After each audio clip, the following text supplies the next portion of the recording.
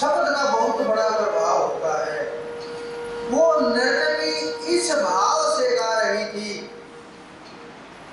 कि मैं तो वेश्या हूँ, मैं तो गर्दभन हूँ, मैं तो लोगों के शरीरों की इच्छाएं पूरी करती हूँ, लेकिन हे स्वामी, आप तो ब्रह्मचारी हैं, आप तो पूर्ण पुरुष हैं, आप तो महात्मा हैं, आप तो जागे हुए हैं, आप तो आत्मा में स्थित हैं, आप तो चेतना हैं। कृपा आकर के एक दृष्टि इस तुच्छ अभागी पर डाल करके मुझे भी कृपा पात्र बनाइए और मुझे भी कृतार्थ कीजिए। जो ही वो शब्द स्वामी जी के कानों में पड़े, बड़ा अफसोस हुआ, बड़ा विचार हुआ, और जो दिमाग के अंदर, बुद्धि के अंदर इतने विचार चल रहे थे वो टूटते चले गए और बिना बुलाए ही स्वामी जी खड़े हो गए।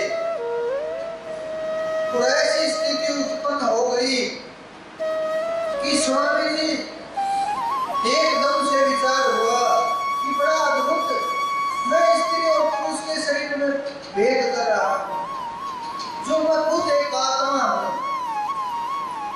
इससे क्या प्रभाव होता है। वो निष्कामी हो चुके थे और इस स्त्री और पुरुष के भेद से खड़े हो चुके थे और वहां पहुंच चुके थे जहां केवल एक रहता है, और वो झट से बाहर आए। अब उन्हें किसी चीज की परवाह नहीं थी, न ब्रह्मचर्य टूटने का डर था, न कुछ खोने का डर था। खोने का भय उसी को होता है जिसे पाने की लालसा होती है। जब पाने की लालसा खत्म हो जाती है तो खोने का भय भी खत्म हो जाता है। स्वामी जी समझ चुके थे कि न कुछ खोना है न कुछ पाना है, जो भी कुछ है वही है और वही था और वही होगा। और आए दरबार में अब उन्हें कोई आपत्ति नहीं थी। अब वो चाहे स्त्री के साथ सोए या पुरुष के साथ, कोई प्रभाव नहीं था, कोई विचार नहीं था। क्यों? क्योंकि जब तक ये इंद्रियों पर काबू नहीं रहता, जब तक मन के ऊपर काबू नहीं रहता, तभी तक प्रभाव है। लेकिन जब हम इन सब से ऊपर उठ जाते हैं तो बहुत दूर चले जाते हैं। अब वो स्वामी जी नहीं थे जो भयभीत थे नारी से, वो नहीं थे जो काम से डर रहे थे, अब वो जागे हुए महापुरुष थे। अब और तेज बढ़ चुका था, अब और बुद्धि ऊंचाइयों को छू चुकी थी, चेतना और ऊपर उठ चुकी थी। अब वो कहीं भी किसी तरह से भी रह सकते थे। लेकिन जो कृष्ण, राम से भी श्रेष्ठ कहूंगा उनको, राम के साथ भी उनकी तुलना, देखो तुलना करना, संत महात्माओं की भी तुलना ठीक नहीं है, लेकिन अवतारों की तो तुलना बड़ी। लेकिन मैं क्या करूं, ये संसार ही कृष्ण को पूर्ण रूप से स्वीकार करता है। राम को, जो राम को मानने वाले हैं, राम जैसा मर्यादा पुरुषोत्तम आज तक इस संसार में नहीं हुआ, नहीं होने की आस। क्योंकि जो भी ऊपर से अवतार आता है वो विशेष कार्य के लिए आता है। राम जैसा वचन का पालन करने वाला आज तक नहीं हुआ। पिता के एक शब्द के कारण वनवास को चला गया, राम जैसा नहीं हुआ। लेकिन कृष्ण का जो चरित्र है, कृष्ण का जो खेल है, कृष्ण की जो हंसी है, कृष्ण की जो माया है, कृष्ण की जो ताकत है, कृष्ण के जो शब्द हैं,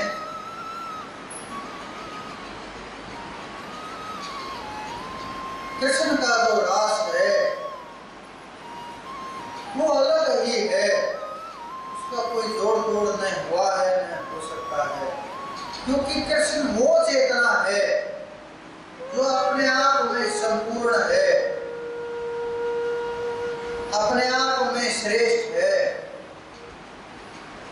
आज तक उन्होंने किसी को मना ही नहीं किया, बड़ा रूप, न शारीरिक रूप में न आत्मिक रूप में, लेकिन राम भी ये कार्य नहीं कर पाए। आप ये समझो, राम वो बगीचा है जो काट छाट करके इतना सुंदर सजा हुआ है, इतना सुंदर सजा दिया गया है, देखते ही हर कोई मोहित हो जाए, हर कोई विचार करने लगे कि इससे सुंदर पूरी पृथ्वी पर पूरे ब्रह्मांड में कहीं नहीं। लेकिन कृष्ण वो वन है जो पूरे ब्रह्मांड में फैला हुआ है, राम एक सीमित है। और अगर आप हनुमान को खोजने लगोगे तो वो गमला है जिसे माली ने इतना सुंदर तैयार किया है, लेकिन वन नहीं, वन तो केवल कृष्ण है, क्योंकि उन्होंने हर जगह हर परिस्थिति प्रेम से लेकर के युद्ध तक, छल से लेकर के भागने तक, कोई भी ऐसा इस ब्रह्मांड में कार्य नहीं जो नहीं किया हो। उन्होंने तो यज्ञ में, सेवा में, कुछ लोग ये महत्व समझते हैं कि हमें तो वो कहेगा तभी मैं ये कार्य करूंगा, वो बोलेंगे दूसरी उसकी सुनूंगा, दूसरे की नहीं मानूंगा। कुछ लोग अपनी जिम्मेवारी से भागते हैं, कुछ लोग दिखावा ज्यादा करते हैं, कार्य कम करते हैं, कुछ लोग अच्छे कार्य की तलाश करते हैं कि सेवा का कोई अच्छा कार्य मिल जाए तो मैं भी कर लूं। तो भिन्न भिन्न प्रकार के, भिन्न भिन्न व्यक्तियों के लोग हैं, हर समय होते आए हैं, लेकिन जो कृष्ण ने किया है, आप विचार करना, यज्ञ के अंदर उस समय ये थाली का कम प्रचलन था, पत्तों के ऊपर भोजन कराया जाता था, बड़े बड़े पत्तों के ऊपर।